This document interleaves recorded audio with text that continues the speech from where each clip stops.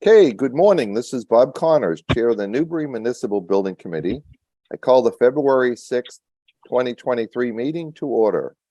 Permit me to confirm that all members and persons anticipated on the agenda are present and can hear me. When I call your name, please respond in the affirmative. Martha Taylor. Yes. John Keller. Yes. Eric Svan. Dana Packer. He's muted. Yeah, you're on mute, Dana. And Jeff Shaw, you're on mute as well. I'm here. Okay, Dana, you can. I'm here. Okay, great. Good morning. This open meeting of the Newbury Municipal Building Committee is being conducted remotely, consistent with Governor Baker's executive order of March 12, 2020, extended until March 31st, 2023, due to the current state of emergency in the Commonwealth due to the outbreak of COVID-19. In order to mitigate the transmission of COVID-19, we have been advised and directed by the Commonwealth to suspend public gatherings, and as such, the governor's order suspends the requirements of open meeting law to have all meetings in publicly accessible physical location. Further, all members of the public bodies are allowed and encouraged to participate remotely. The order, which you can find posted with the agenda materials for this meeting, allows public bodies to meet entirely remotely, so long as reasonable public access is afforded so that the public can follow along with the deliberations of the meeting. Ensuring public access does not ensure public participation unless such participation is required by law. This meeting will not feature public comment. Please note this meeting is being recorded and the attendees are participating by video conference. Well, good morning, everybody. I hope everyone survived the frosty weather we just had. And why don't we get into our packet and turn to tab 1. Okay, tab 1 is the meeting minutes for the January 26th, 2023 meeting. Why don't we review those and see if we have any comments or corrections? They look good to me. All right, any comments? I didn't see any. Okay, hearing none. All those in favor, say aye. Roll call vote. Martha Taylor. Yes. Dana Packer. Aye. John Keller. Aye. And Bob Connors votes aye. I don't see Eric yet. Okay. No, not yet. Martha, do me a favor, just give me a heads up when Eric is on the call. All right, tab 2. Tab 2, we just have a memo in the file from our last meeting that the RFQ for the OPM is in the procurement stage. Martha, any update on that? A couple things, yes. So I have reviewed the language for the solicitation with our representative at Project Dog, and that all looks good. I sent it to procurement. Tracy sent it on to Lisa Mead, who has returned it with one comment. The question was who actually will be negotiating the contract with the OPM. You know, previously it was Tracy who did it with our previous OPM, so I don't know whether that would be Tracy or the building committee. I would think we would negotiate and make a recommendation to Tracy, and then it's up to her to follow procurement. Or I think everything we do is really just a recommendation at this stage until we get into a project that we'd be maybe approving change orders. I mean, even when we approve an invoice for payment, it's really nothing more than a recommendation that we're okay with it. So, but Yeah, we don't negotiate the fee or anything, or will we see the fee and evaluate it and then make a recommendation on that also? yeah, we will do exactly what we Yeah. did with as we always do. Yeah. Okay, I agree. But at the end of the day, procurement has final say, and Tracy, being the chief procurement officer, has we're one spoke in the wheel, I guess. Right. So do we have a timeline, Martha, when we think that will go out to to bid be posted?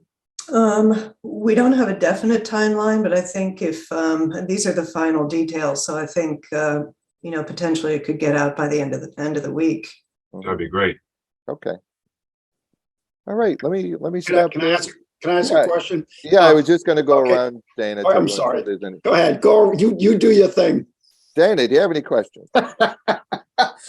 Project Dog, is that a company, a corporation? Is that the name of the company that this guy's gonna work for? I don't know anything about Project Dog. Project Dog is an electronic, basically an electronic bidding company. They're actually located in Newburyport, and we use them when we submitted the RFP for the Parker Street Trail. And Newburyport has used them also, and they were the ones who suggested them. So it's completely an online process, and it really simplifies it. If there are any, they keep track of all the bidders, and if there are any addenda to go out, they make sure that the addenda go out. And there's Okay, still so things. It's like a search tool that we use to. It's find not. out- It's not a search. It's it's No. basically they are handling the bidding process instead of our doing it in-house. Okay, And so once all the statements of qualifications come in, they will make them available to us, and then we go through our process in terms of selection. But It's a very popular group for bidding publicly and privately, Dana, yeah. and simplifies just- it as a third party. I was just, I didn't know much about it, and I just thought I'd bring it up because I'm assuming that most of the people don't probably know much about the process either. So I was just trying to move that along. That's all. Right. Thank you. Yeah, we actually used the same platform on the police station, and it was a great resource to keep all the documents in one place where you could actually go online, open the file, and follow along with updates, and it works seamlessly on that for sure. All right, anything, John? Any questions on the OPM timeline? No, I just want to add that for Dana's benefit, and Jim too possibly, is that when we do the bidding for the contractor, and if we use Project Dog again, anything that comes in with requests for information that Jeff has to answer or issued addendums, it's all in one spot for everybody to see, along with the registry. That's Thank it. you. Okay. All right, Martha, any follow-up comments on this? no, I don't think so. Okay, Jeff Shaw, do you have anything you want to add on this? Nope, you guys did a good job. Okay, great. Let's go to tab 3. Tab 3, we have the revised floor plans. We have a number of comments. I kind of quantified comments that has appeared in emails. Martha, primarily the work that you and Tracy did going over each floor with questions or revisions was very helpful.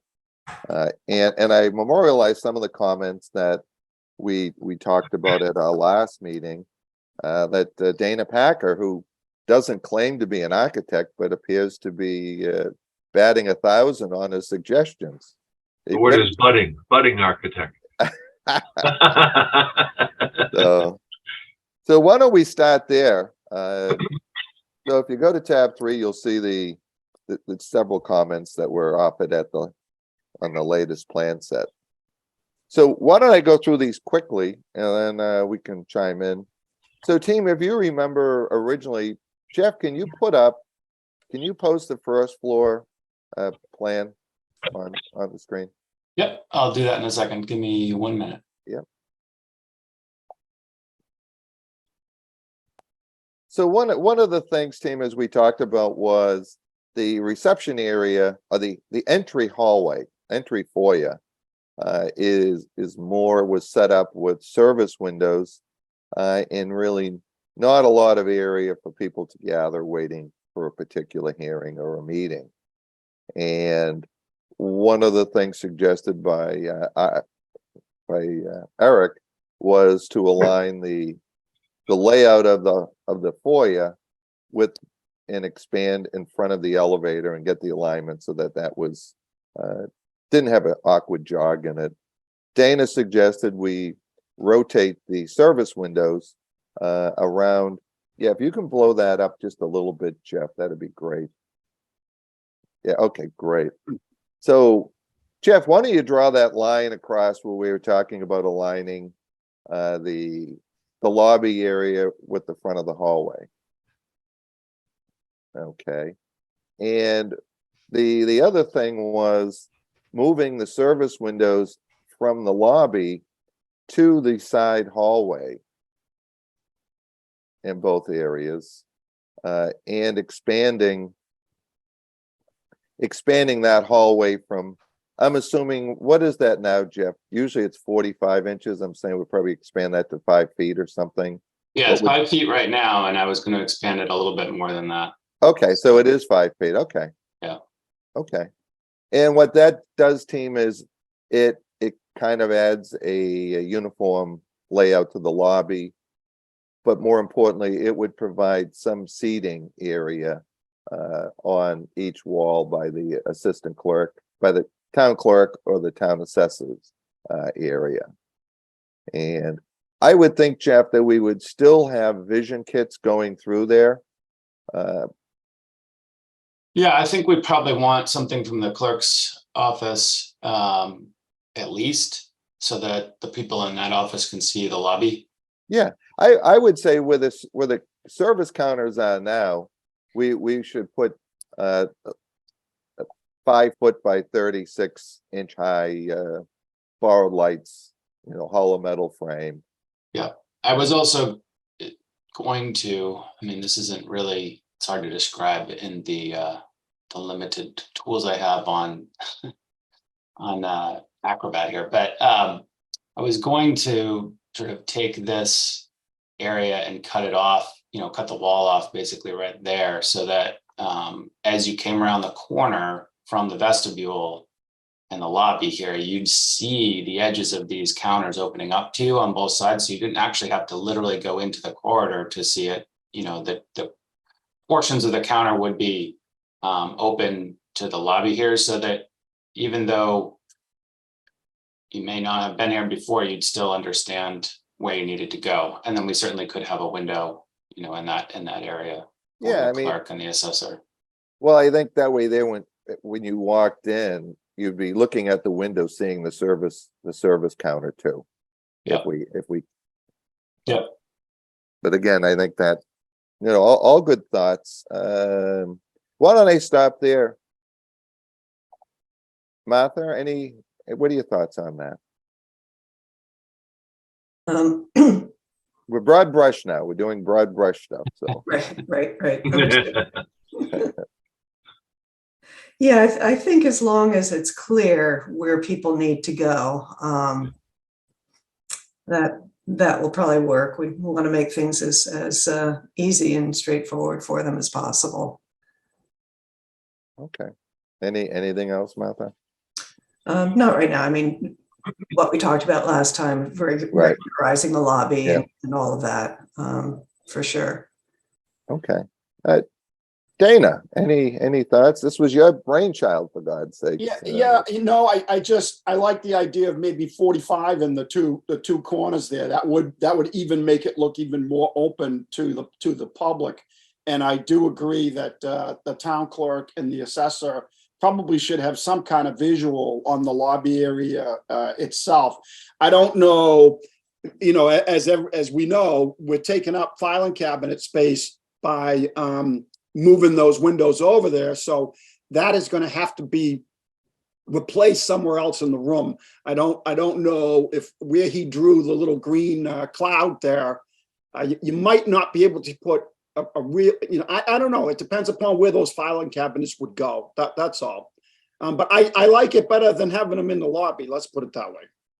Yeah, again, broad brush on this. Jeff will figure that out. And the borrowed lights, that's the window. That's the term we use for putting in a glass vision kit for drywall. It's a borrowed light. And that doesn't have to be, that certainly can be above counter height. Right.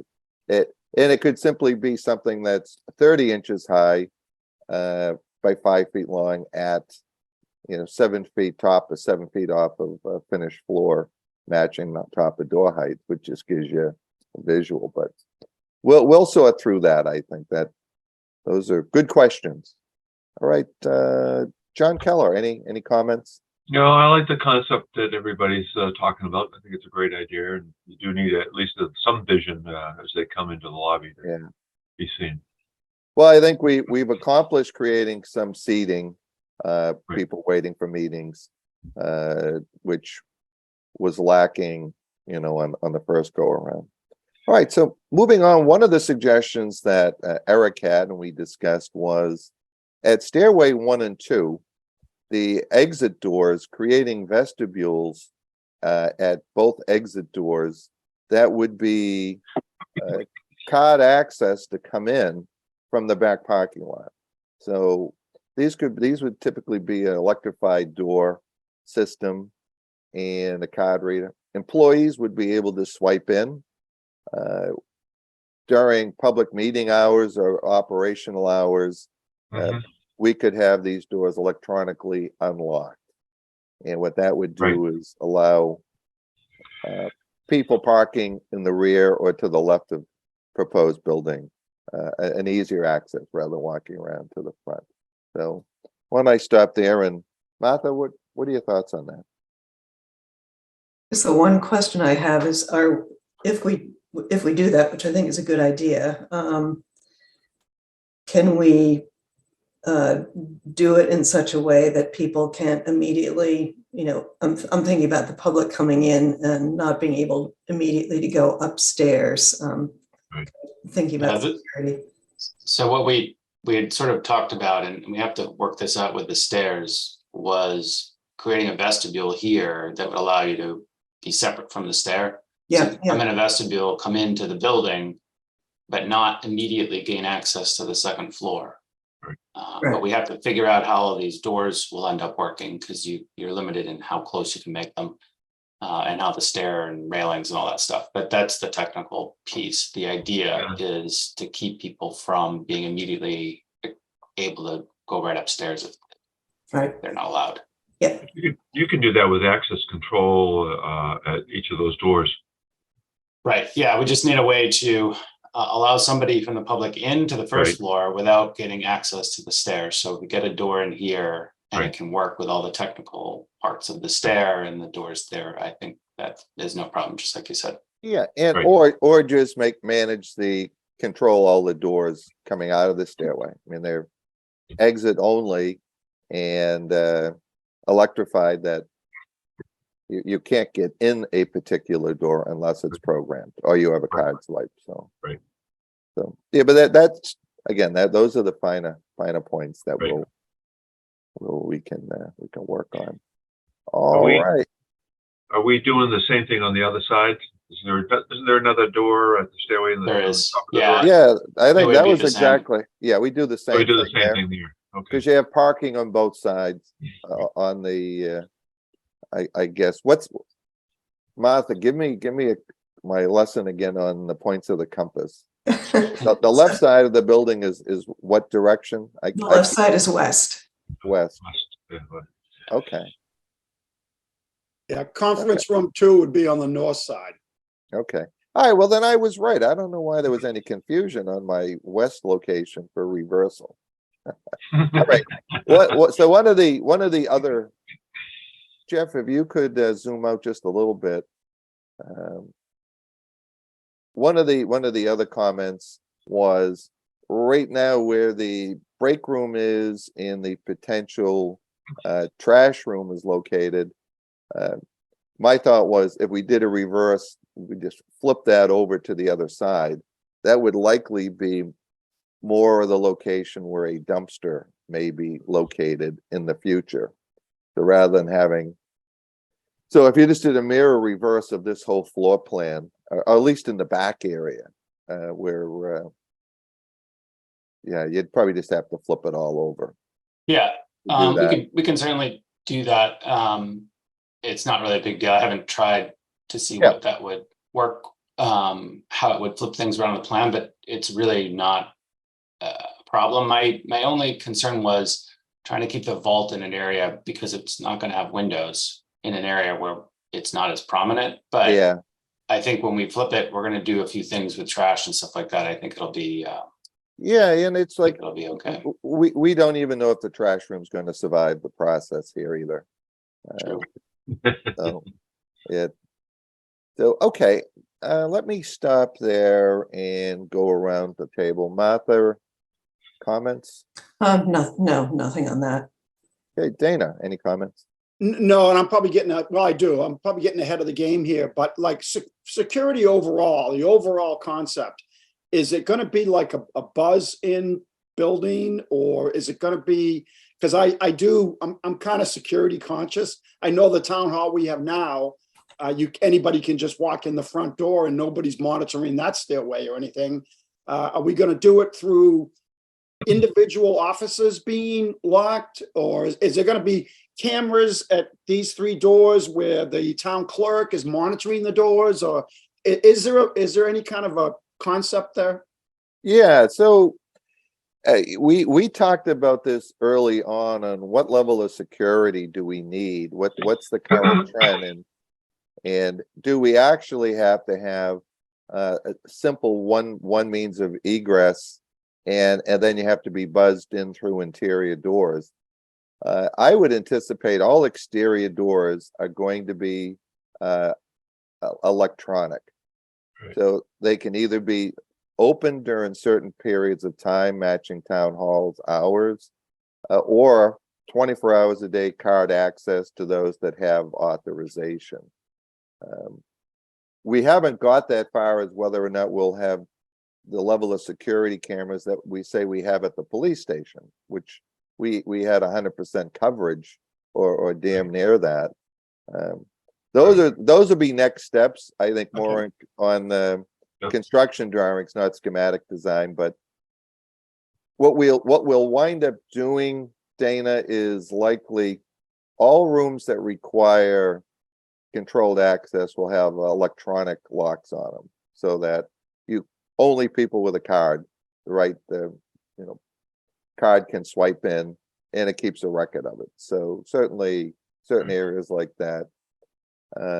Whether we electrify all offices, we probably don't have to go into that level of security at this point, but that'll be phase 2 if town meeting decides they want to make an investment in this project. We'll sort that out on the next phase of design. Yeah, and what got me thinking about that was I know that the police station does actually have a public restroom just before you get to the window.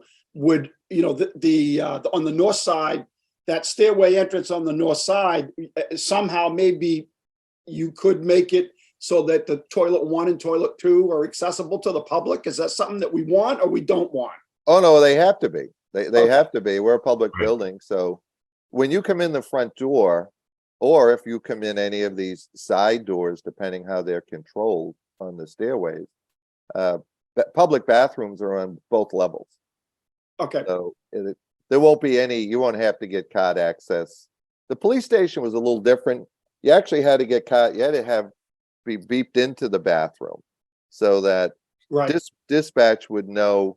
You just couldn't walk in, go unnoticed, and be hiding in the bathroom at the police station.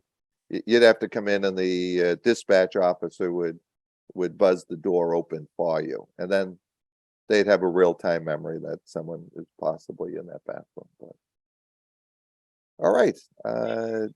Good question. So the other thing was just a reminder: office size, department heads, 120 square feet. Assistants, part-time staff, and staff not required to maintain full-time office hours are office cubicle at 64 square feet. All right, so let's move on now. Martha and Tracy, something tells me this is mostly Martha's heavy lifting, and Tracy and Tracy did a review and signed off on this preliminary. So why don't we go through this? Jeff, you have the list in front of you on tab 3. Yep. You wanna, you wanna zoom in on the proposed area, so mail copy plotter room is missing on the first floor. I'm assuming we have it on the second floor? Is this a Yeah, let me just duplication? flip up here. There, in the second floor currently, in the current design, it's here, all combined into one, mail, printing. I don't know why it says storage, but it'll be mail, printing and plotting here. And I think what Martha's point is that the mail really should be on the first floor, with a copy room also on the first floor. And then Right. you'd have a second floor printing room that has the plotters in it, particularly because that's associated with inspectional services and planning and all that conservation stuff. Okay, and what's the current size of the second floor? Is that 197 square feet? Right. Okay. So we basically, so mail, that's about a couple hundred square feet there. Yeah, so what we do is we'd have to, this probably goes for a number of the comments, but we'd have to create some space on the first floor somewhere Right, to plug the mail room in. And there are some areas to save some space, particularly you've pointed out the trash room, whether or not we're actually going to keep that.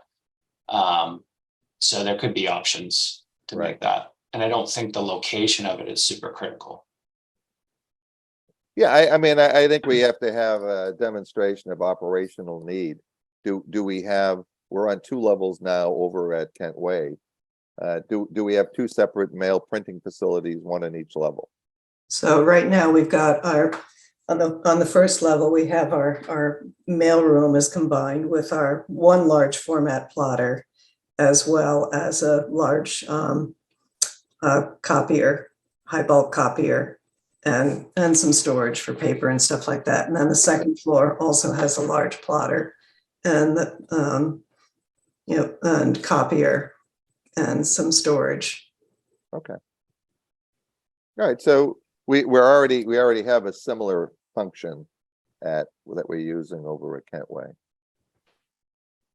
Martha, would you prefer to have a plotter on the first floor for those folks, or if it's easier and we have the space, would you rather have them both upstairs?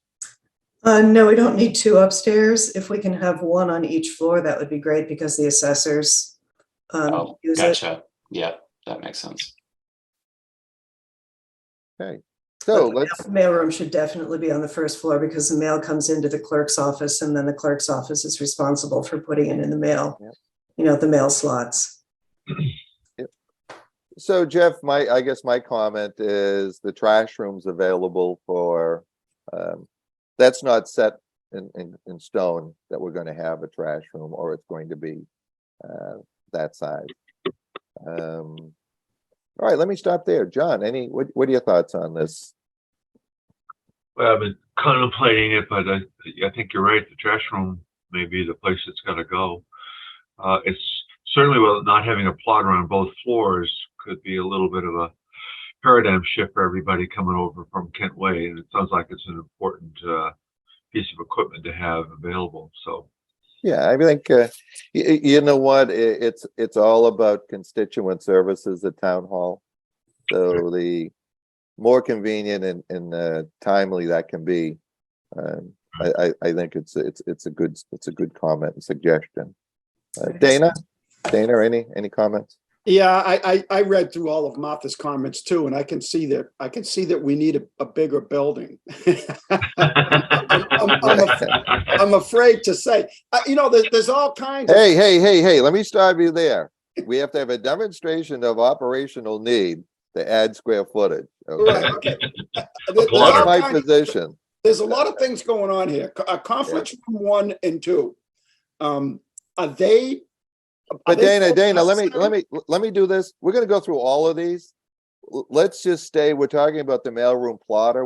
I want to just kind of stay focused on Okay, that's fine. bullet points, and then we can have a general discussion on the rest of it. But I think we're trying to give Jeff some feedback on these half a dozen points, Right. because he's got to make changes. So if I can limit your comments to Yeah. item 1 on the first floor, and we'll just keep going. Yeah, well, you know me. I just keep rolling along. So go ahead. You guys too much time on his hands. pick another team member. Okay, but Eddie, you understand the wisdom of what Martha's proposing. Oh, of course. Okay. Yeah. All right, Martha, do you have any other comments on that other than what you've proposed? No, nothing. I mean, it really is about efficiency and you know, Yeah, making no, sure that exactly. we can serve our constituents as well as possible. No, I totally agree. Okay, Jeff Shaw, do you need any more feedback from us other than what you've gotten on that item? Nope. Item 1. Nope. Okay. Item 2, Office for PEG Access Director is missing. Can be shared with the IT Director and can be on either first or second floor. Where is why don't we go to the IT Director's area? So currently it's in this back corner, smaller office, 105 square feet currently.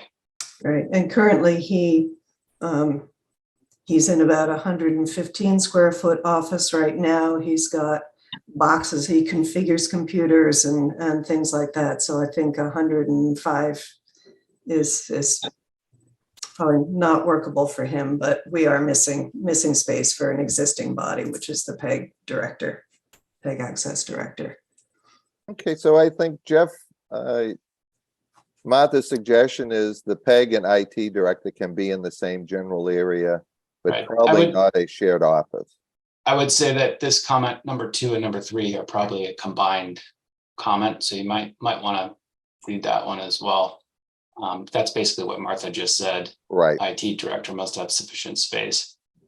Okay. I mean, I think that's really kind of self-explanatory. When you propose expanding the hallway and you propose elongating the lobby and adding some square footage there, I mean, these are all when we excellent. do this, Yeah. it'll cause a ripple effect that will increase the size of the back portion of the building on both front, we'll call it west and east sides, Right. which will potentially give us space here. There's also the trash room and the break room that can be reconfigured. So jumping ahead to my comments here, I don't see a problem with making that office a 2-person office. The question I had really for Martha at this point would be, we have a rather large space in the attic for IT. That's the network room, but also could have an area to do the actual work on equipment, whatever that equipment is, and a space to store parts. And of course, we have the elevator here. So is it, in your opinion, is it something that this person should have in their office? Or if they had another space in the building, up in the attic, for instance, to work on this stuff, is that, as long as they have it somewhere, is that sufficient, or does it really need to be in their office? Or should be? Maybe that's a question for Matt to ask Yeah, directly to Matt. Yeah, I Yeah. think my feeling is, but I think we should touch base with him, is I think that he still needs some space in his office to do that kind of work. As if he's on the phone, you know, on the phone or something, and he's working on something. So we can have that conversation with him. Yeah, if you would do that, Martha, and I mean, basically the question is, would he prefer having a work repair station outside of his office, or does he want to have a work surface where he can do some of it or some combination of both? Yeah, I'll follow up with him. Okay, all right. So let's move on to number 4. Space in town clerk suite needs to be allocated differently.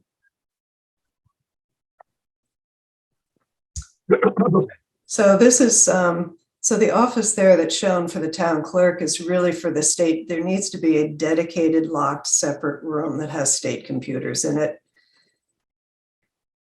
So that would be that space. The clerk and the assistant clerk work together. They both need access to the transaction window. So the 2 workstations need to be in the assistant, where the assistant town clerk is shown now.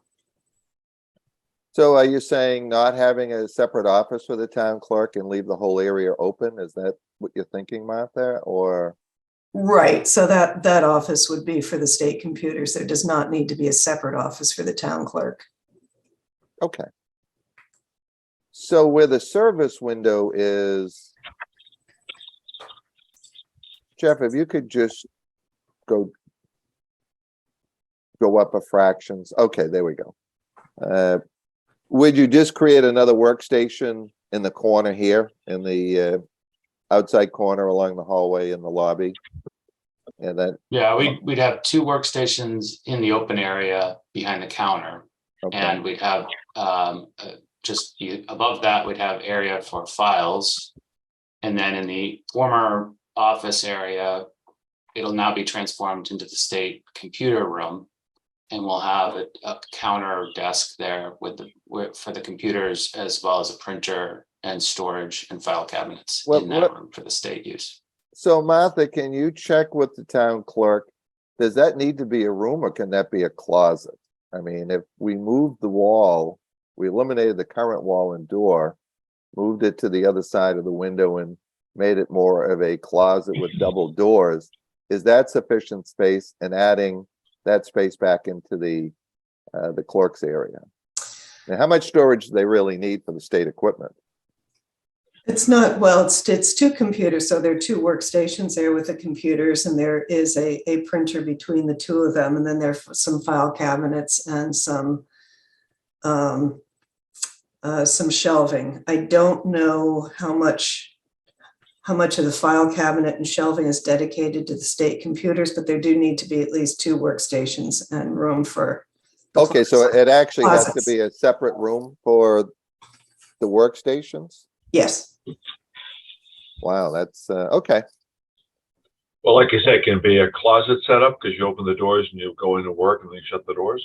Yeah, I mean, I you know what, I don't know if it matters. I'm just curious and what's actually required, trying to fathom the allocation. Yeah, we've seen it as a separate room typically, Okay. because it's not used all the time, of course, but you need space for people to work in there. Right, it's used fairly frequently.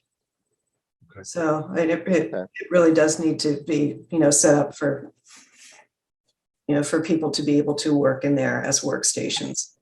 Okay. So as we move on, town clerk and assistant town clerk larger space must be access transaction window, should be 2 workstations in this area. Timestamp machine. Okay, now let's move on. Any other questions on the town clerk's area?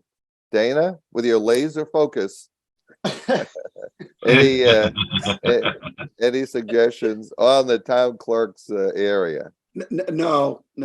I got a million things going on in my head. Oh, you know what? Because this is all new to you. You just get you have some great ideas, by the way, and Yeah. you're not as jaded as the rest of us doing this stuff. John, any comments on this clerk's No, area? I think that's good sharing with everybody. Okay. Thank you, Martha, for the And Martha, any other comments on this? No. Jeff Shaw, do you need any more feedback or do you get some direction? No, I think we're good. Okay, so moving on to number 5, access to elevator machine room, not ideal through assistant treasurer's office, reconfigure. I agree with the comment, but I'm going to say, Martha, that's probably accessed once a year. Understood. Or during a probably inspection only. Jeff, what's your thoughts on that? Obviously, you put it there because you know it is kind of a low. Yeah, I mean, I had the same thought. I mean, that door is really going to be closed for anybody that really does work in that room. I don't think they really ever see a lot of access. If the elevator needs service once a year, for testing and stuff, that they'll come in through there. And the machine room is gone of the days of this is an oily, mess of a space. This is now like a computer essentially. And so I don't think we're dealing with a lot of mess coming in through here either. In fact, when they do the servicing and testing of the elevator, the weights and stuff will be coming through the lobby anyways. Right. So Right. I don't think it's an impact to the space. Well, Other than the fact we have to leave the door clear. I think the big thing is that where town hall is closed on Fridays, we would just schedule service on a Friday for this, so there wouldn't be any inconvenience. Okay. All right. Any other comments on that, guys? Martha, that an adequate response so far on it's a very limited use. Good point. If we had a better spot. Right, right. I mean, my concern especially is if there, since there are, I mean, I think there's a safe in that area, so there shouldn't be any funds or anything that's out, but there's some, sensitive information in there, so, just needs to be coordinated if that's where the access is going to be. Yeah, I mean, I think at this point, unless Jeff can come up with a better configuration, which without getting into changing a lot of other layout, this is likely how it's going to work. All right, second floor. Why don't we go to the second floor, Jeff, if you could?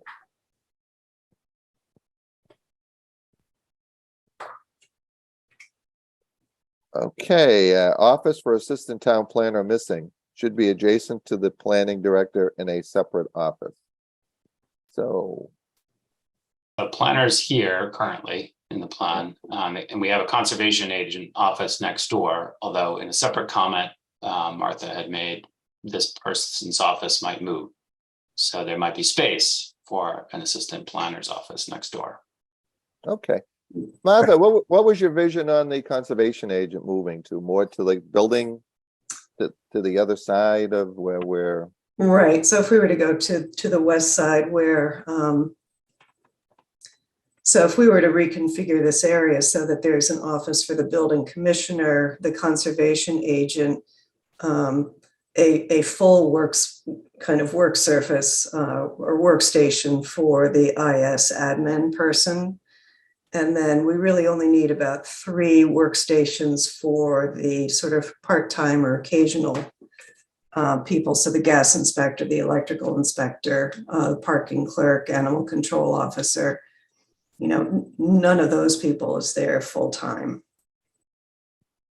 But Chrissy, our IS admin, is full-time, and she really needs a good-sized workstation, which would be accessible, or immediately accessible to the transaction window.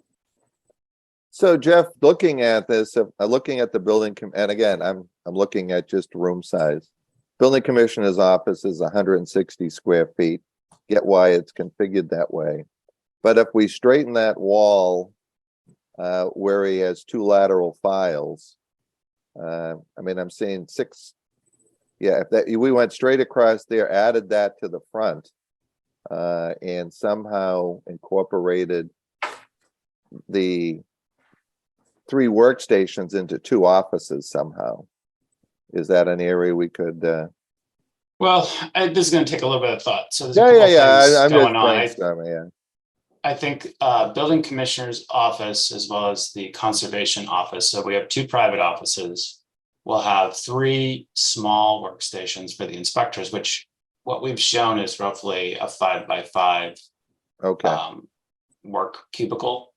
And then we have, I believe there's 2 admin, one for ISD and one for planning.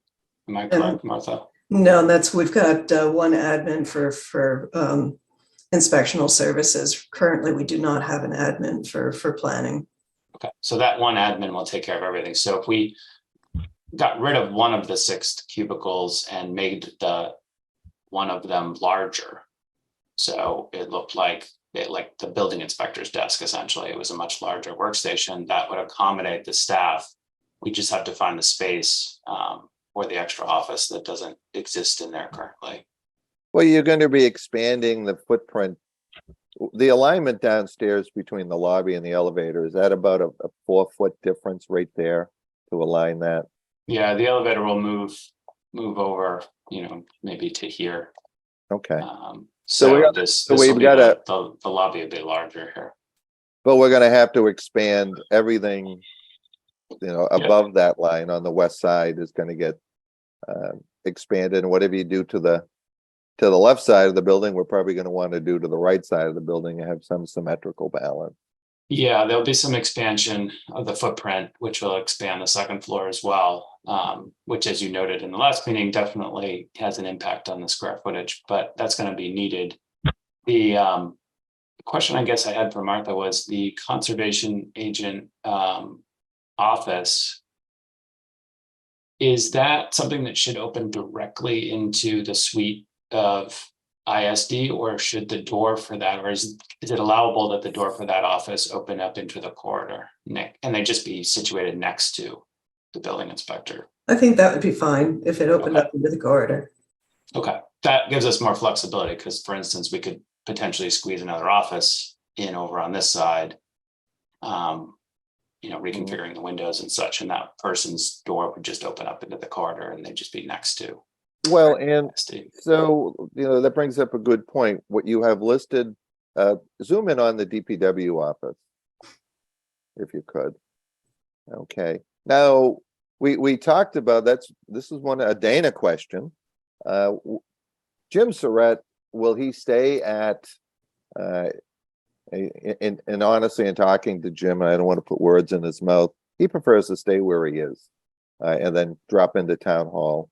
Where would his admin be located? Or is that what that office is for?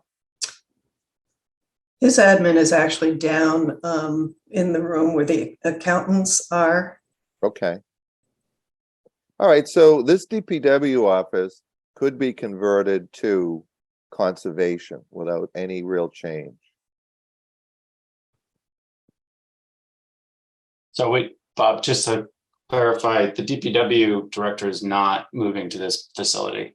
He's not looking to move to the facility, but his admin would certainly, the way they operate now is he's got office space down at the DPW barn.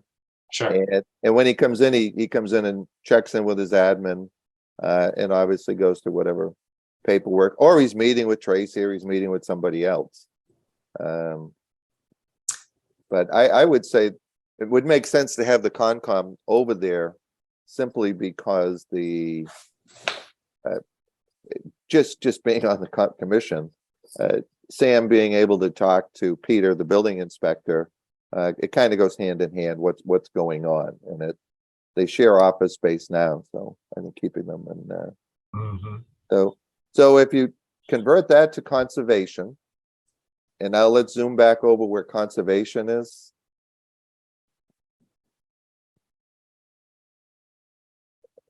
That's going to be the assistant planner.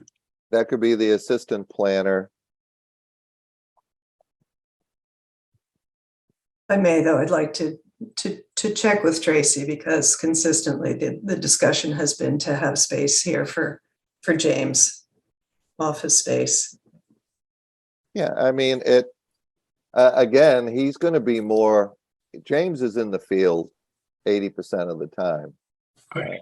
And so you can check, but he's going to fall in the category in my eyes as like an inspector that needs a landing spot, but doesn't necessarily need 132 square feet of office space, where Sam certainly is the conservation agent, but do that. But that's kind of where I'm at. Let me stop there. Dana, what are your thoughts on this?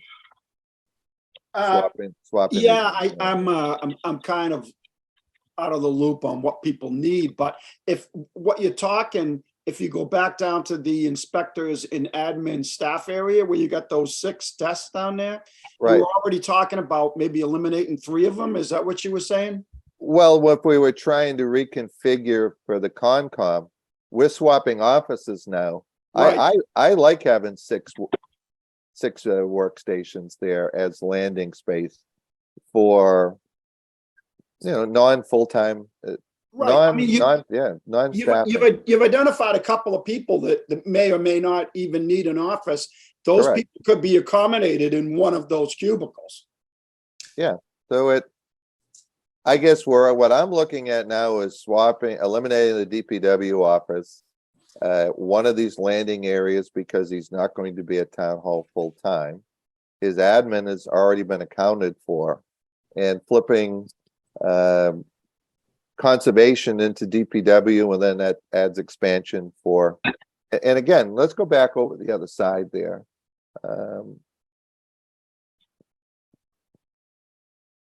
Okay, and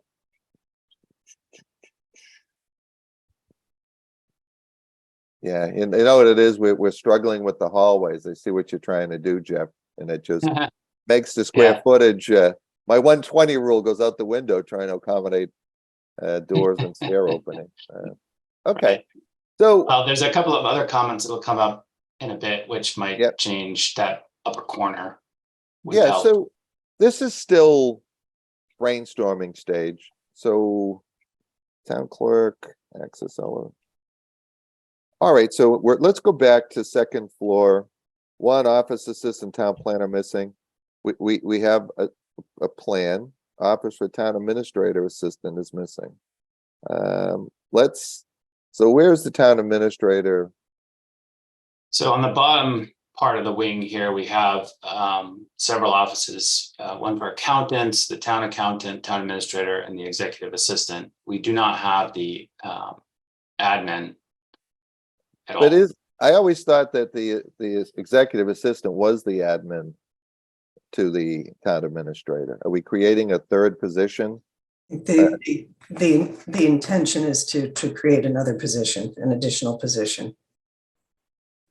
Okay, So on this end of the building, we're gonna have to figure out how to get another office in here, which is not easy right now. And also make sure that the current offices are opening onto the right spaces. For instance, I'm not sure if town administrator's office should open into executive assistant, or realistically, it should, both executive and town administrator should open into the admin office. And maybe Tracy or Martha, you could give me some guidance from Tracy on that, but you know what, Zoom, that'd be helpful. can you zoom back out, Jeff, on that floor plan? Okay. So what I'm going to suggest is where we actually have the meeting room next to a conference room, that third conference room is very small, but it probably might be a perfect size for adding some office function.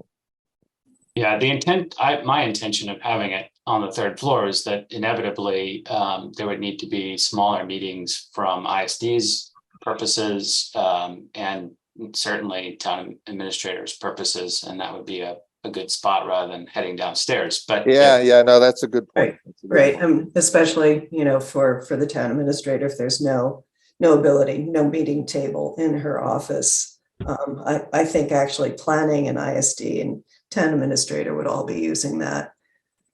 Okay, no, good point. Hey, guys, this is where we beat the horse. I shouldn't say that, beating the horse to death before we go for a ride. John will take great offense to that. It's this is the time to discuss it. I have a question for Martha. Where's Julie gonna be? Where would that position be?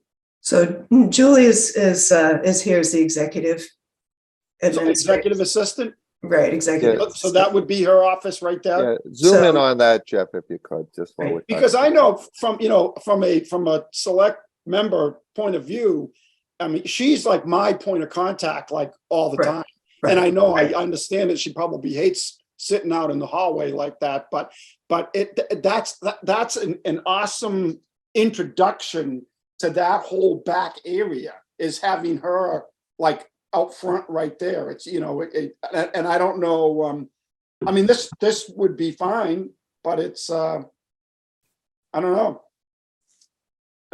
I guess that would work. I don't know what she feels as though she wants for the future. But do you think she needs that much space? See, like, yeah, I don't know. I like the idea of her having her own window. Is that crazy or? Yeah, I mean, let's keep in mind, every service counter requires a secure counter screen. You're adding $25,000 every service window. And if she doesn't have one now, and the door is open, and the door has vision kits in it, I'm not a big fan of having a bunch of service windows.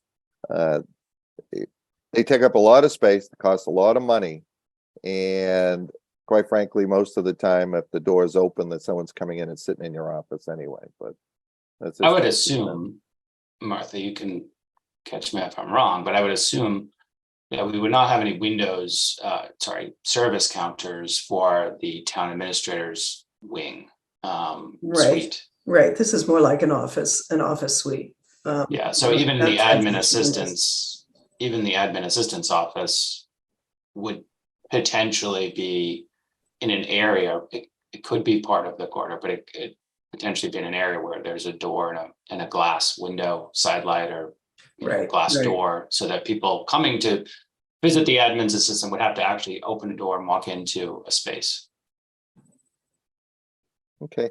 Hey, guys, I have to jump off for about 2 minutes on a phone call as we're getting close to 8:30. So you're on item number 2 on the second floor. Jeff, could you just go through those? I'm just going to mute and I have Sure. to make a call and just I'll be listening, but I'll be on another call for a couple of minutes.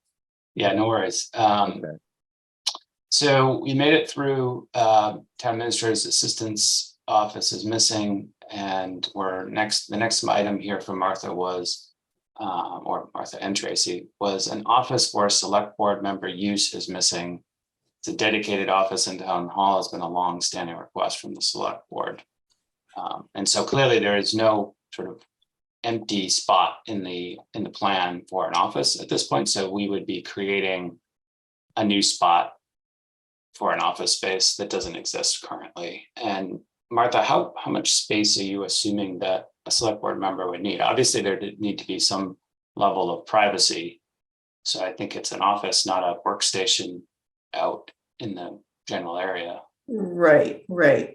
So I think it would be enough for, a workstation in an office with, space, at least a couple of guest chairs if a select board member wanted to meet a constituent, and a computer, and a phone. Anybody have thoughts on that, John or Dana?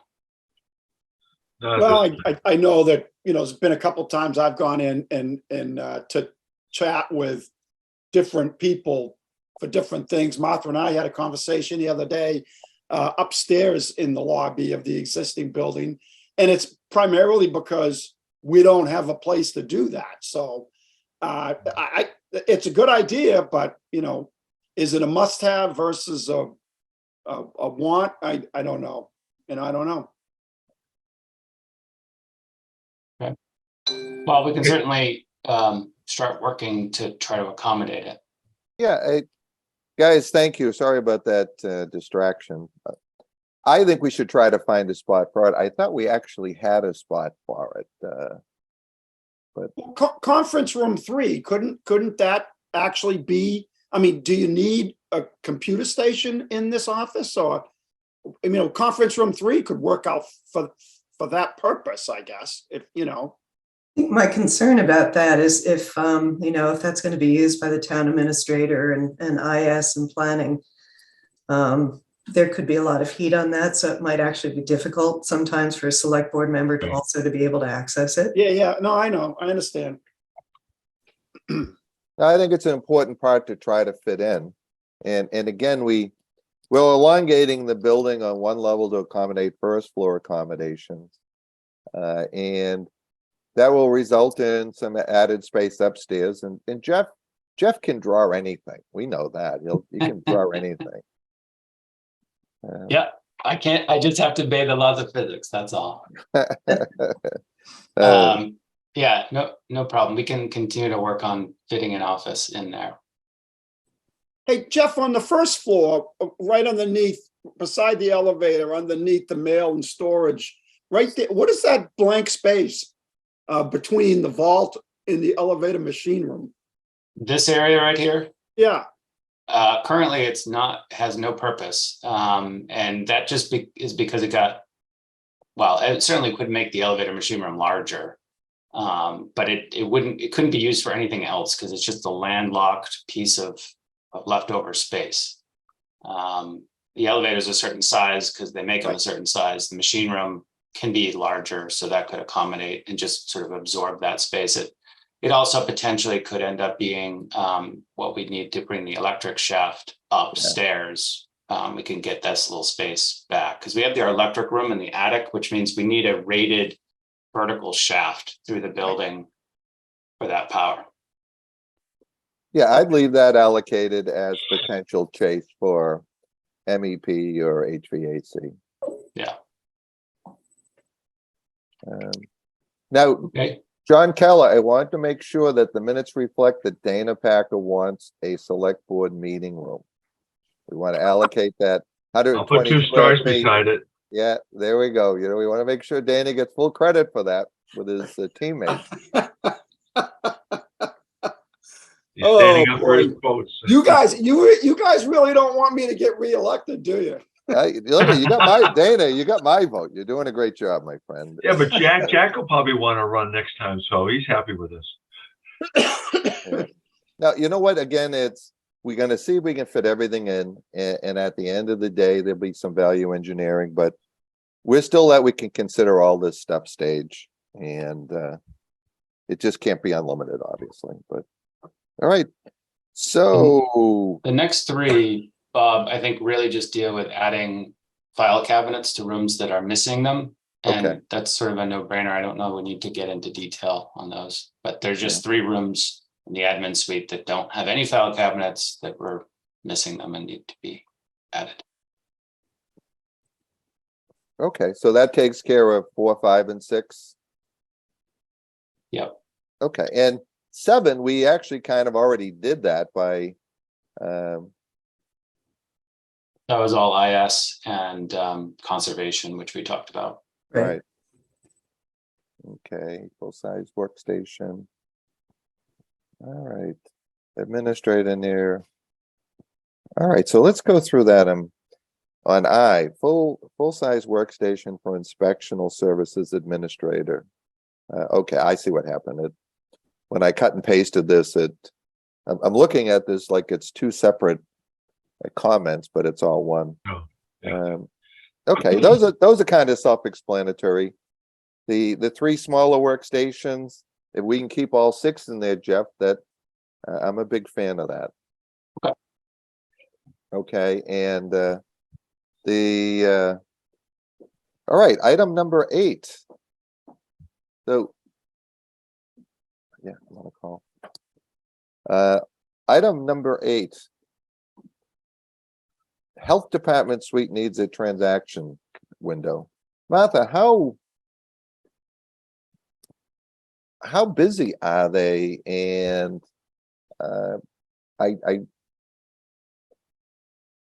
on first blush, it might be a great ask, but based on the cost and currently, I just can't imagine that the health department is having the same daily traction that other areas are.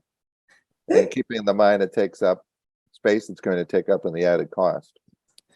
They have a fair amount of traffic, people are coming to, get septic permits and that kind of stuff. They have a sliding window right now, so it's not a full counter, but they do have a sliding window where they can come to, deal with people instead of actually having them come into their offices. So I think that if things could be reconfigured to allow that, maybe it's not as elaborate as downstairs, but they do need to be able to. Okay, because I mean, you've got the health director and the health inspectors. Now we have 2 agents, right? Would they share the health inspectors? No, we have one health director, which is Deb Rogers, and then the Right. health inspector, who is Ginger Okay. Bacon. So it's just the 2 people. Is there an admin for the health or is? No. Okay.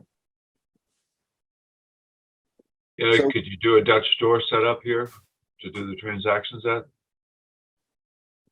You might be able to do something like that. It's really to allow them to, deal with permits and so on and so forth without having people come into their office.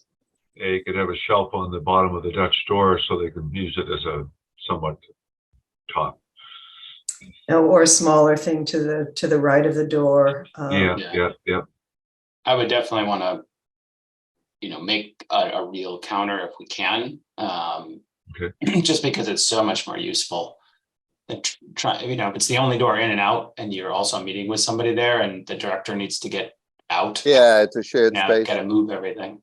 I Yeah. mean, I get to see every permit for at the conservation level. And we don't get more than one a month, one a meeting.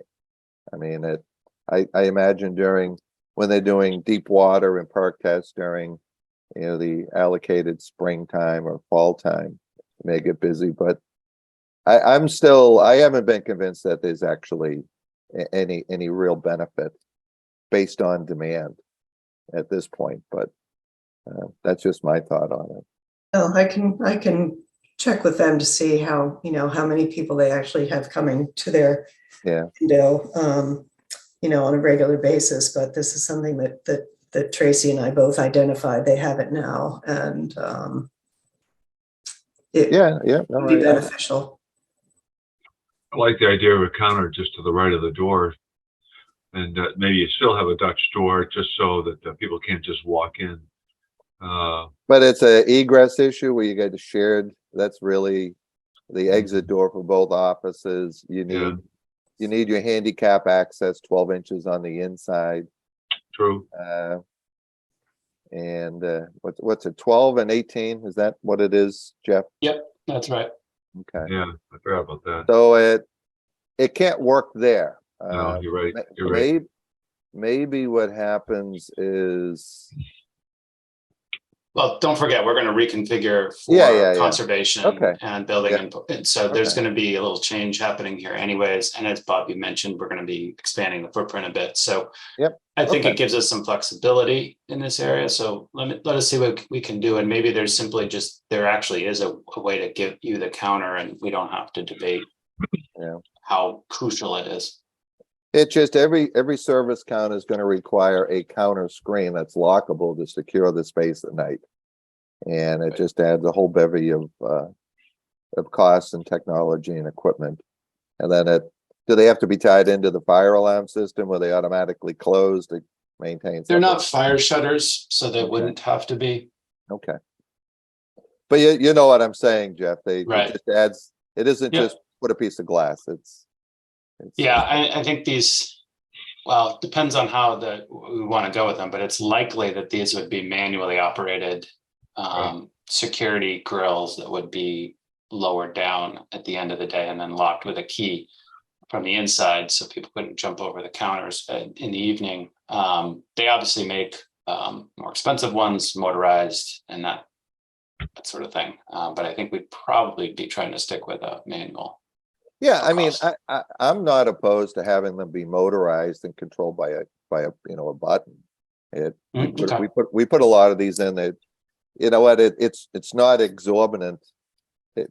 On new construction, roughing in your power and data locations, it's minimal cost. After the fact, it becomes, running a dedicated circuit can become a little bit costly. But you're talking like more of an open grate. So that not because we don't have to have fire separation, and that would let natural light in too. Yeah, okay. So I would think that just as a footnote, on all service counters, we would put in a motorized screen that would be manually controlled up and down. To have someone take a crank out and have to crank it down is, in today's world, is a little bit much. Sure. Okay, so 9, mailroom function. We've already kind of covered that. Right, we get a mailroom already on the second floor, and we're looking at possibly the trash room on the first floor, or the added space from expanding the footprint.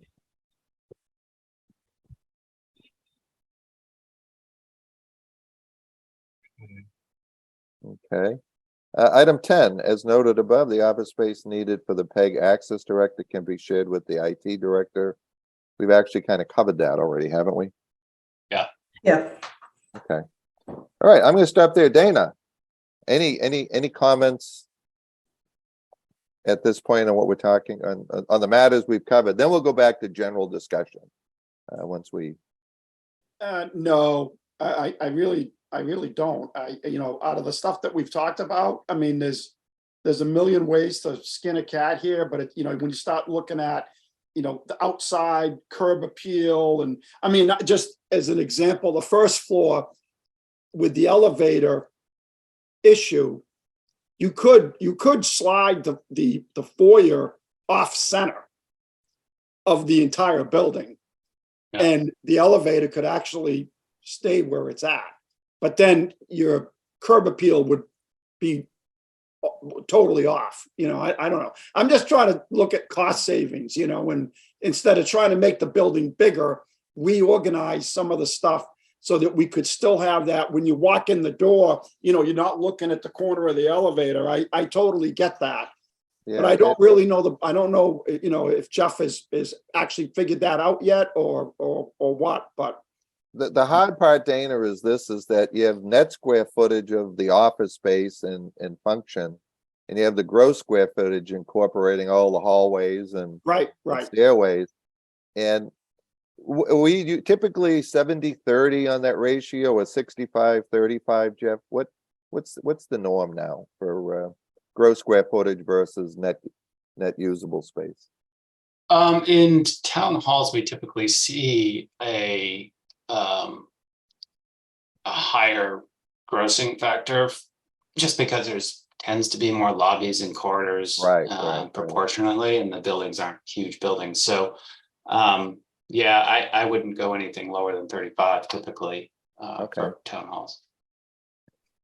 Yeah, and even thoughts about the elevator machine room and the elevator itself, flipping them around with the toilets, but then you run into, then they really aren't, well, they would be public access, but I kind of like the way they are right against the stairwell there. So, it's, I don't know. I don't have any good ideas. I'm just. All right. No, well, let's do this.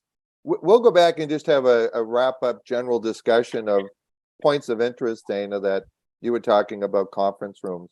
But let me close out this list here because it's important for Jeff to have some closure on feedback on these matters. So let me do this. I'm going to move on to John. John, any comments you want to add? From doing the meeting minutes, how much detail do you want me to have, or how do you want me to just generalize it for Jeff to take it from there, except for Dana's comment? I think because all our meetings are recorded, your meeting minutes could simply be, there's a motion, there's a second, there's a vote.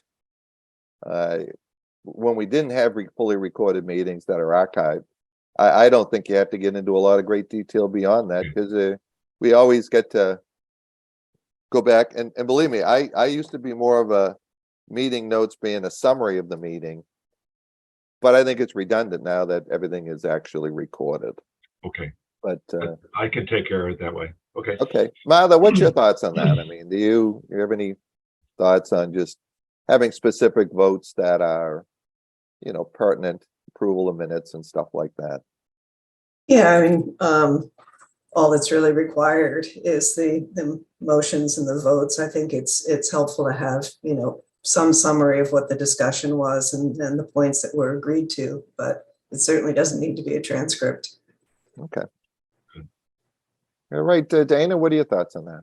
I totally agree. Okay. All right, Jeff, do you need anything else from us? Do you have enough to get going on with these first 10 points? Oh yeah, no, we're good. We got some of these comments, all of these comments last week, so Sure. we've started to make some progress on them. Nothing at this point that's worth showing to anybody. But I think, some of the conversation today was helpful in clarifying. All right, so let's go to the third floor, because we had some comments there, and in the meeting packet, I actually added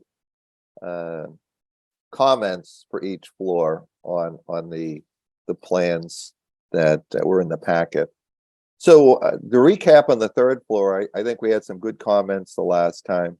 One was, you mentioned the need for a knee wall to accommodate stairwell height in stairway 1, stairway 2, because of the configuration of the roofs, or potentially doing that.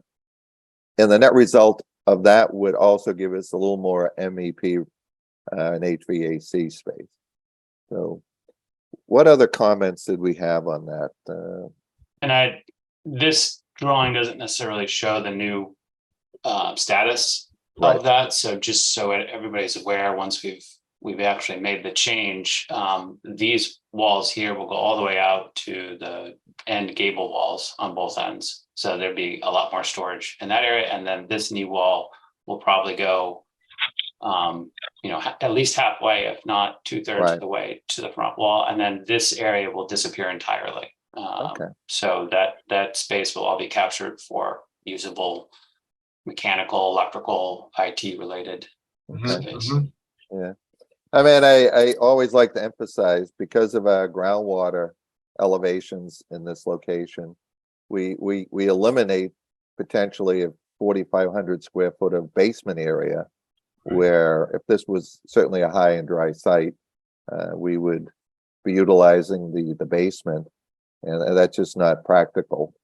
And so utilizing this attic area for the MEP and storage is, I think, a good use of space.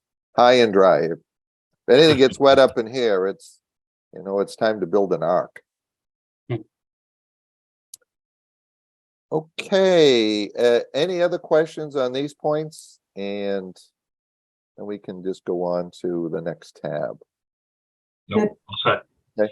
Dana, back to you. Any general comments that you want to throw out there for discussion, that whatever your wildest idea is, or if you want to go back in our meeting rooms and stuff like that. I think it's very helpful for Jeff to kind of get, he's got specific feedback on questions that Martha did an amazing job of putting together, closing out some of the gaps on programming needs. Yeah, no, I think we need to let Jeff catch up here. He's got a lot to do, so. Okay, all right, thank you, Dana. John, anything you want to add before we move on to the next tab? Yeah, I just want to say it's critical brainstorming that we're doing, and having Martha's support from the office is critical, because once we get going in the ground, we're all done. No, it's true.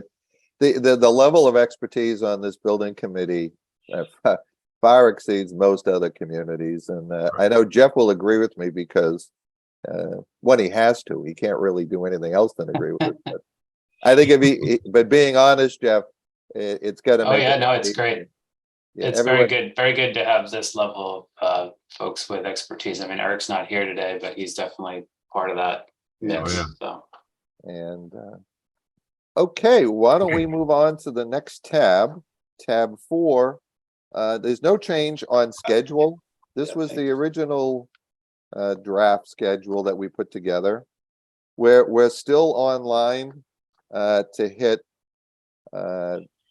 debt exclusion, town meeting, ballots, and again, you know what? It's a very aggressive schedule, and it puts a lot of pressure on Jeff and his team. But that's why we like context. They've just been great to work with, and been very accommodating on this. So, Jeff, do you have any scheduling pressures that we need to discuss, or are we okay for the moment? We are good for the moment. I don't see any major issues here. I just noticed the schedule you put in the packet. I think the date for the line 16 got messed up a little bit. I can't. Or and 17. There looks like there's some numbers missing. I'm not sure where the numbers went, but for the SD estimate. Oh, okay. Yeah. So what would you like to see those at? It all at 327? I think they were at 327 for the review of cost estimate with the committee in town, and then complete documents was let's see, it's the end of February. I'm just calendar here, and I believe that was the 24th. So line 16 is what? 16 should be 224. And not 227? And line 17 should be 327. And then what the next one down is missing should that be 314 or 414? 19. It looks to me in the sequence that it should be 314. Okay. Okay, because right now line 16, sometimes when we cut and paste this stuff, the goblins take over. So I'm looking at my packet and line 16, complete SD cost estimate is February 27th. You want to move that up to the 24th? Yeah, the 24th is a Friday and Okay. the 27th is a Monday, so. And I- on the, and- and lot, now is your line 16 say that? Is it in the meeting packet that I sent you? Is that 227? I just want to make sure it's, No, The it's, one that I received is blank. It has the February 2nd or the 2, and then it has a slash and then a 2 and then a gap. And so Oh, I think that the missing number is either a 4 or a 7, and I'd prefer to be a 4. okay. Now everyone else, John Keller, is your packet got the same gap in it? Yeah, I get the same gap, and that's why 17 is 3/2 with a missing day, Okay. 23. And All right, then let me 19 review that. also. Same with 19. 19 is missing the month. Yeah, you know what? I printed this out, for some reason, when this got converted to a PDF, that we've had some gap. Yeah. So, okay. so 16, Jeff, you're looking at 224. Line 17, you're looking for 324. Or 327. Uh, 327. That's what it was before. That's a Monday. Yeah, you want to keep it at 327? Yeah. Okay. On debt exclusion, it's 314 is what. Now this is frustrating that what I'm looking at, you guys don't have. Yeah, My bad. Debt exclusion. All right, let me do this. I'm going to update this and I'm going to send this schedule out separately. okay. Okay. And all right, because the rest of those dates. Okay. All right. Well, you know what? Good. I'll clean that up. I apologize for that. For some reason, because I always proofread this stuff and open the tab, but for some reason it doesn't it didn't transfer the way it should have to you Okay. guys. All right, so no further questions on schedule. We're good with that. All set? Okay, let's go to tab 5. Again, that's just the wrap up of we were invoiced, we approved. All I did was add the invoice was submitted and approved for payment on 1/26. Nothing else has changed on that. Okay, and we were greatly appreciative that McPhail was able to wrap that up in one day, Jeff. You know, it was a substantial savings to the town. All right. Yeah, that worked out well. And Yeah. Bob, just so you know, I did get the draft final report, geotechnical report, on Friday. There was a few things, minor corrections that had to be made, and I will send that out as soon as those corrections are made. Okay, yeah, I think we got the logs, which gave us that. I'll plug that in the next meeting packet, just so that it's part of our record as we go forward. So team, what I'm going to do is I'm going to update this meeting packet and make sure that I correct those errors on schedule or the gaps, and I'll resend that out so you get a clean copy and make that. Okay. All right. This why don't I go around? Okay, geotechnical. All right, Dana, any parting thoughts before we start to move on to communications or citizens' comment? the only thing I can say is I think, and my memory might not be correct, but during one of the select board meetings, I think Alicia and possibly JR commented on this about, and this is probably water over the dam. It's probably long gone, and that's okay. I just want to ask the question about, did we ever do a study besides the drawings that we got on renovating the existing building and how much that was going to cost? I mean, Yeah, I think we went over it up front, Dana, when and it became that the building itself, the ceiling height from floor elevation to joist elevation, you need 30 plus inches to handle all the mechanicals, and the stud height in there now is like 8 feet. All the exterior walls are 2x4 framing, and to meet the energy codes, The police station was 2x6, a 4-inch skin panel, sprayed foam. It was just obsolete that you just didn't have the space between floor and ceiling. And you're not going to be add a second floor to a wood frame building that's on 2x4 framing. Correct. So that's kind of how we, by a process of elimination. I mean, Jeff, what were the stud height? What was the floor elevations, first floor to bottom and second floor at the police station? And we still only had 8 foot of ceiling heights in there. When Was, we're Was done. 12? Yeah. Was it 12 feet it basically? was about a little over 13. Okay. You just You know, have it's a pretty- lot of, you have a lot of stuff with mechanical, plumbing, HVAC, ductwork, sprinkler, Mhm. and picture this, everything gets kind of located. Ductwork could be 12 inches down from the ceiling. Sprinklers could be 18 inches down from the ceiling. And then MEP cabling, conduits are down. You know, the last, or some, it gets segmented like that so that each trade kind of has an elevation above ceiling, but I think a more important piece before we were to get that far into design, if you could put a second floor on there, then all the seismic requirements that you'd have to do in the foundations and the walls would just make it prohibitive. Is that fair to say, Jeff?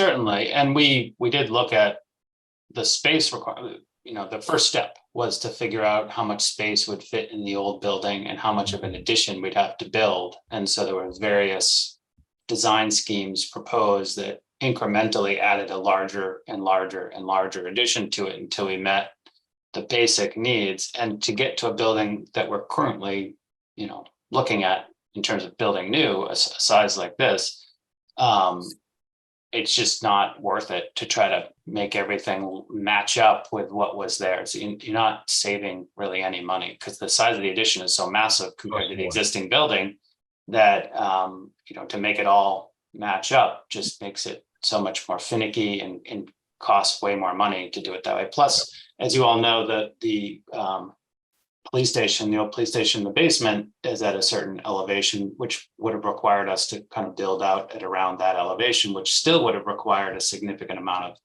site work, which we are going to have to do as part of this project, but it's much easier when you're doing a new building than it is trying to work around the existing. And then what do you do with the fact that the second floor is now the main floor, and you know, the whole thing gets kind of wacky.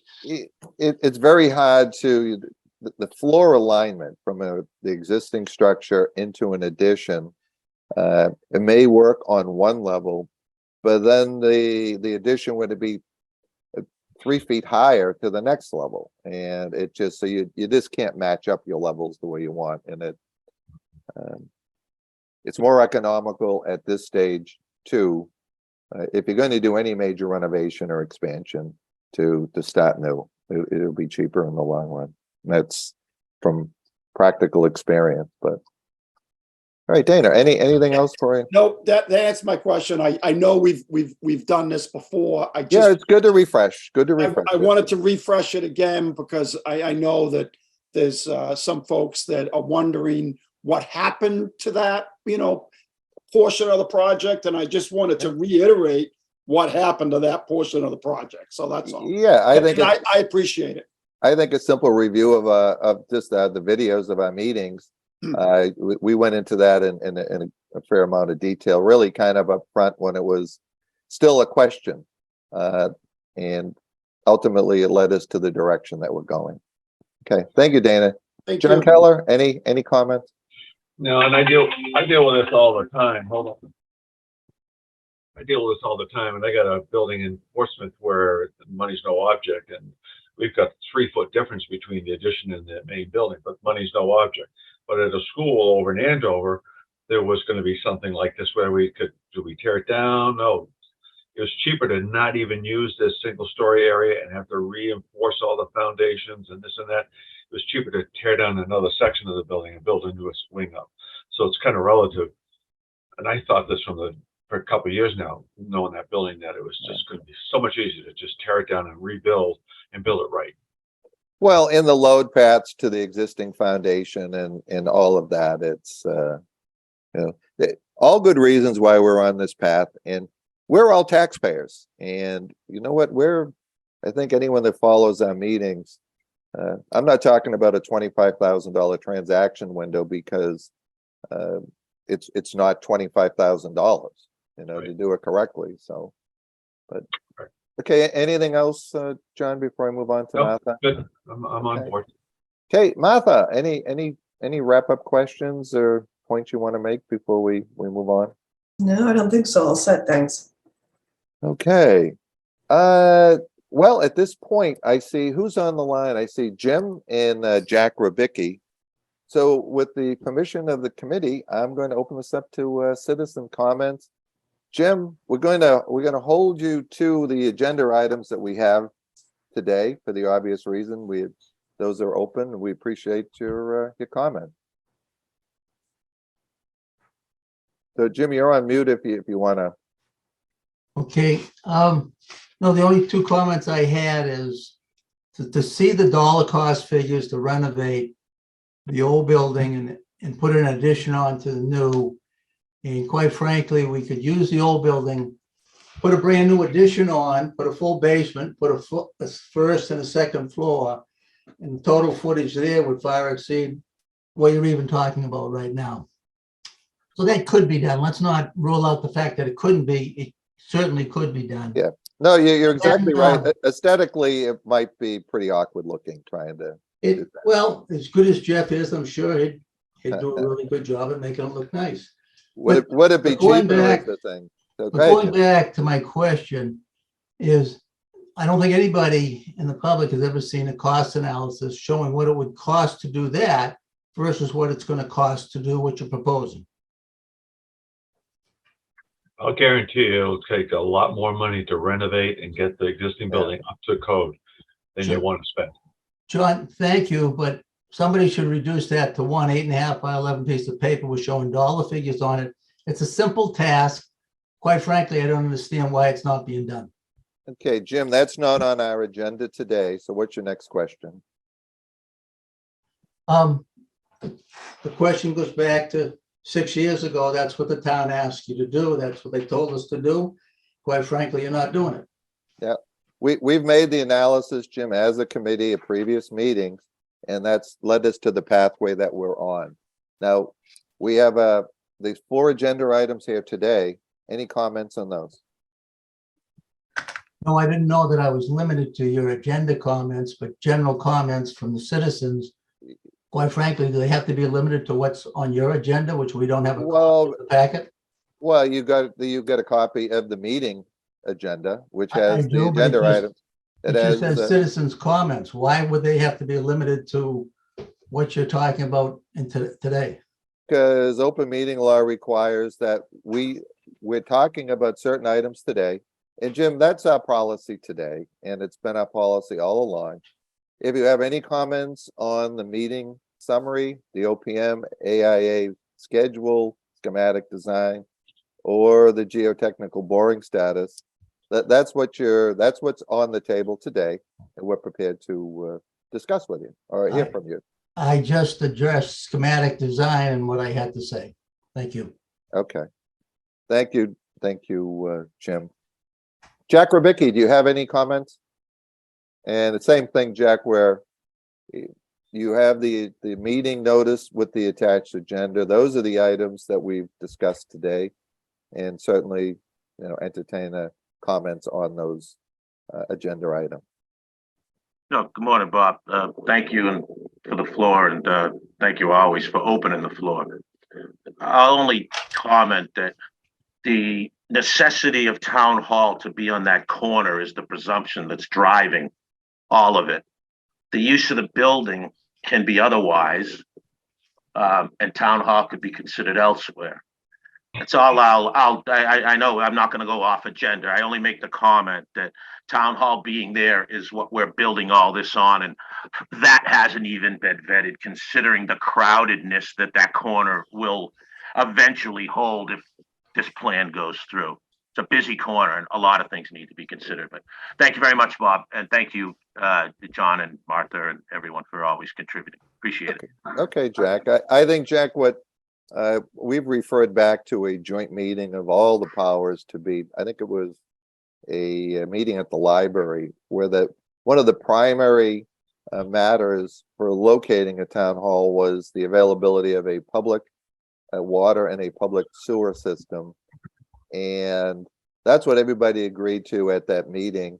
And ultimately, that's what this site has. And there was monies obviously spent years ago to overcome a septic system failure that was impacting the police department level in the basement.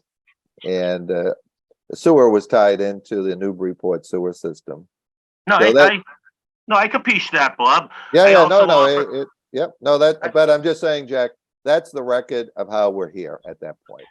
Right, but again, the water and sewer of Newburyport is fed to Walton Ave, where we have 14 acres of virgin land to address as well. That I think, in light of the construction that was done, the excessive construction physicalness that was required by building on near the Montgomery Park pond and effectively our old dump, makes it more feasible to revisit that, to use the smaller building for COA possibly, and visit a clean slate up on Walton Ave where there is Newburyport water and there is Newburyport sewer, which serves our elementary school. Thank you. Yeah, okay, well, thank you, Jack. Again, we're following the charge that we got from the select board and the previous record, so, but thank you, Jack, for your comments. Appreciate it, Bob. Thanks. Okay, next meeting date. Jeff, what do you want? You want 2 weeks out? Or what's your thoughts on this? Or do you want a 1 week out meeting? That's a good question. Now, 2 weeks out from today is a holiday for some, Right, yeah, and most, I guess. well, you want to do this, you want to post a meeting on the 13th, Monday, the 13th, and we can cancel it if we don't have anything that's actionable. Well, so we're headed in a little under 3 weeks. That is the 24th of February. That's where we're headed to give all the documents to the cost estimator. So we can either have a meeting on the 13th and more than likely not have another meeting before the documents go out, or we can try and have another meeting the week of the 20th. Well, why don't we do this? How It's up about to if we why don't I post the meeting for Thursday, February 16th? Eric won't be on that call, but and you know, his schedule and honestly, Mondays are tough for me as well because they're, you know, it's like air traffic control running a construction company on Mondays, especially after 0-degree weather over the weekend. Why don't we do this? Does February 16th work for everybody that's on the call for our next meeting? And that gives you a little extra time, Jeff. Oh, yeah. Okay. Yeah, Well, I can do that. I'm okay with the 16th in the morning. Dana, does that work for you? Will that work for you? I can do that. Martha, knowing your circumstance with your Reno issue there, will that work for you at this time? Yes, yeah. Okay. Well, why don't we schedule the next meeting for February 16th? Okay, and on agenda items, we'll just have the meeting. Martha, we should have an update too on the status of OPM, I would think. Yeah. Okay. And Jeff, schematic design. Yep. Hopefully I'll have overcome the gremlins of my schedule and get that squared away. And we'll leave. So items 1 through 4, I'll leave on the agenda because we'll have the final report on the geotechnical. So we'll just plug that in there. Okay. All right. So the next meeting will be February 16th. I'm going to go around the table here. Martha, any closing comments you want to add to the meeting before we All set, thanks. Okay. Dana, any closing comments before we move for adjournment? No, I have nothing. Thank you. Okay. John, any comments? No comment. Thank you. Okay. Jeff Shaw, anything that you're looking for from us? What I would suggest, if you have any questions that pop up, if you reach out to myself and Martha, or reach out to Martha directly and just CC me. That would be a way that we could help address in between meetings some of these issues.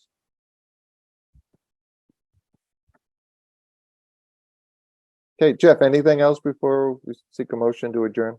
No, I'm good. Thanks. Okay. Do we have a motion to adjourn? So moved. Okay, do we have a second? I'll second it. All those in favor, say aye. Aye. Aye. John Keller, Dana Aye. Packer, Martha Taylor, Bob Connors. Aye, aye, aye, aye. Aye. Aye. Sound like pirates here. Aye, aye, aye, aye. Hey, once again, thank you all for your public service to the town. And Jack and Jim, it's always good to see you and talk with you. Thank you. Bye, everybody.